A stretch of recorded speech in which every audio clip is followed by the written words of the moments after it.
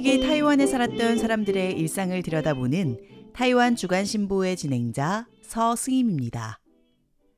1945년 8월 이후 타이완은 통치체제의 대전환을 겪었습니다. 일본 식민정부 이후 타이완을 접수한 새로운 정권은 국가의 힘을 동원해 타이완의 과거를 의도적으로 단절시켰죠. 전후 반세기가 넘도록 타이완의 학생들은 학교에서 타이완 역사를 배울 수 없었고, 그 결과 현재 요직에 있는 많은 인사들조차 타이완 역사에 대한 인식이 많이 부족하다고 알려져 있습니다. 타이완에서 손꼽히는 명문대학인 국립타이완대학 역시 이러한 역사 인식 단절의 일환에 있다고 쩌우완야오 타이완대학 역사학과 교수는 말합니다. 타이완대학은 학교의 역사를 1928년까지 거슬러 올라간다고 보고 올해 97주년을 기념하고 있지만 정작 학생들과 교직원들은 100년이 다 되어가는 학교의 역사에 대한 기본적인 이해를 알지 못한다고 말이죠. 오늘 타이완 주간신보 시간에서는 국립타이완대학의 전신인 타이베이 제국대학 역사학과를 졸업한 짱메이후이라는 학생을 중심으로 타이완 체제 전환기 국립타이완대학의 역사에 대해 알아보는 시간 갖도록 하겠습니다.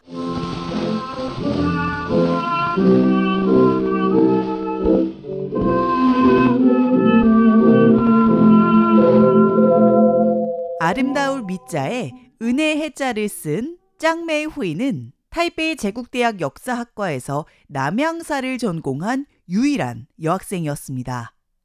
타이완에서 네덜란드의 문헌을 활용해 논문을 쓴 최초의 인물일 가능성도 상당히 높다고 알려져 있죠. 그녀는 일제시기, 즉 타이베이 제국대학 시기에 대학에 입학해 정부가 바뀐 뒤인 1947년에 졸업합니다. 최초, 유일, 이런 타이틀만으로도 그녀를 조명하기에 충분한 이유가 있죠. 짱메이후이는 1924년 9월 타이베이주 찌룽군에서 태어났습니다. 아버지는 타이완 총독부 의학교를 졸업한 후 타이베이 따다오청에서 산부인과를 개업했고, 어머니는 타이완의 첫 가톨릭 학교인 찡슈 여학교를 졸업했으며 천주교 신자였다고 합니다. 이러한 배경 덕분에 짱메이후이는 어려서부터 꽤나 완성도 높은 교육을 받을 수 있었는데요. 1929년 사립 타이베이 유치원에 2년간 다녔고 1931년 타이베이 제1사범학교 부속 소학교에 입학, 그리고 37년에는 타이베이 제1고등여학교에 진학했습니다. 당시 타이완 여성으로서 고등여학교를 졸업하는 것만으로도 매우 드문 일이었는데 그녀는 더 높은 학문을 향해 나아갔죠. 그렇게 1941년 4월 일본 도쿄의 세이신 여자학원 고등전문학교에 진학했습니다. 국문과로 처음에 입학했으나 나중에는 역사학과로 전과했죠. 이 세이신 여자학원 역시 천주교 성심회 계열의 학교로 일본 황후 미치코도 이 학교 출신입니다. 1942년 5월 장씨 가문은 일본식 성씨인 하세가와로 개명했고 짱메이후이는 하세가와 미에라는 일본식 이름을 사용하게 되었습니다. 그리고 광복 1년 전인 1944년 그녀는 세이신 여자학원 재학 중 타이베이 제국대학 역사학과에 지원해 타이완으로 돌아오게 되죠. 당시 일본 제국은 총 9개의 제국대학을 일본 본토와 더불어 서울 경성, 타이완 타이베이에 세운 바 있죠. 이 중 도쿄 제국대학 그리고 교토 제국대학은 여학생을 받지 않았고 비교적 일본 변방에 있는 도우코 제국대, 홋카이도 제국대, 규슈 제국대 등만이 일부 여학생을 받았습니다. 그러나 당시 타이베이 제국대학은 여성의 입학을 허용했었죠. 1931년 첫 여성 본과생인 오모리 마사히사가 문학부 영문학 전공으로 입학해 입학 당시 신문에서 큰 화제가 되기도 했습니다. 이렇게 1928년 학교가 설립된 이후 1945년까지 본과생으로 입학한 여학생은 총 9명이었는데 이 중 타이완인은 3명뿐이며 모두 1944년에 입학했습니다. 그리고 그 중 하나가 짱메이후이였던 것이죠. 그녀는 세이신 여자학원 재학 중 연구 잠재력을 보였습니다. 당시 민속 타이완이란 잡지에 타이완의 가정 생활을 비롯해 조모의 죽음을 회고하며 등의 글을 기고했고 천주교의 타이완 전도에 관한 짧은 글도 실었습니다. 당시에는 여성이 학술적 색채의 글을 잡지에 발표하는 것이 매우 이례적이었는데요. 그리고 그녀는 타이베이 제국대학의 남양사 강좌를 개설한 이와오 쇼이치 교수를 따라 해당 학과에 진학하게 된 것입니다.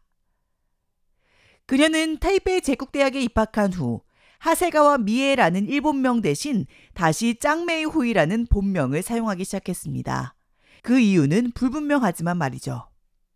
전쟁이 끝난 뒤 타이완은 거대한 변화에 휘말렸습니다.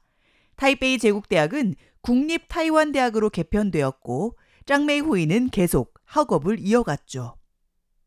그리고 1947년 6월 동서양고에 나타난 명나라 시기 중 시암 교류에 대한 연구라는 논문으로 졸업을 했고 그녀는 타이완대학 역사학과의 첫 졸업생이자 문학부 제1기 졸업생이 되었습니다.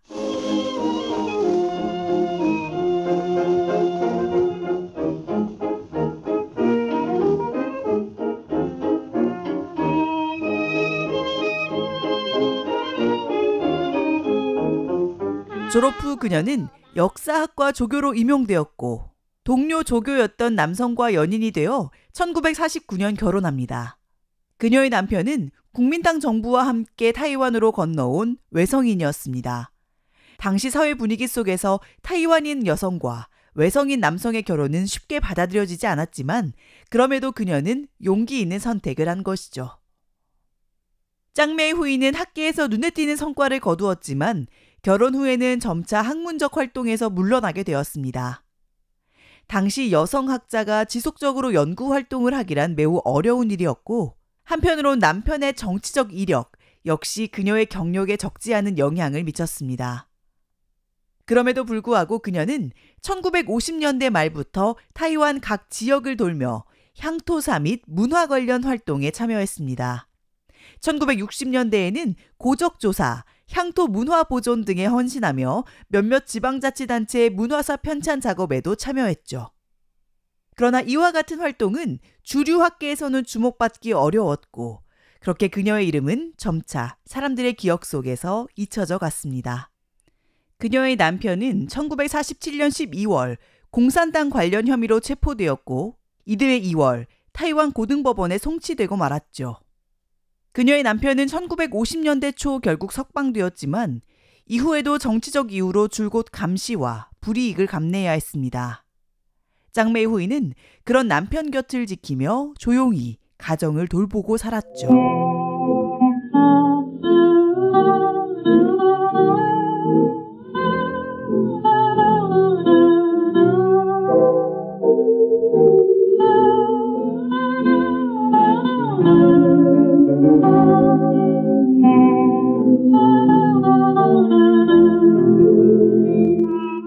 1990년대에 접어들어 타이완 사회가 점차 민주화되고 역사에 대한 재조명이 활발해지면서 짱메이 후이의 존재도 일부 연구자들에 의해 다시 언급되기 시작했습니다.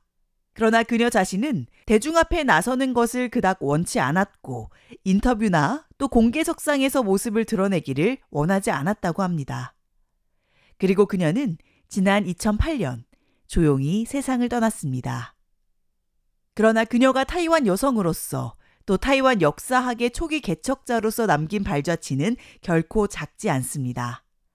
짱메이 후이는 타이완 대학 역사학과의 첫 졸업생이자 일본 제국에서 국민당 정부로 타이베이 제국대학에서 국립 타이완 대학으로 넘어오던 전환기 속에서 중요한 교량 역할을 했던 인물이죠. 뛰어난 언어 능력, 연구 역량, 그리고 시대를 앞선 관점을 가졌음에도 불구하고 결국 시대의 경계 속에서 묻혀버린 그녀이지만 타이완의 고등교육과 여성사 그리고 역사학이 교차하는 지점에서 그녀는 잊지 않고 기억되어야 할 인물입니다.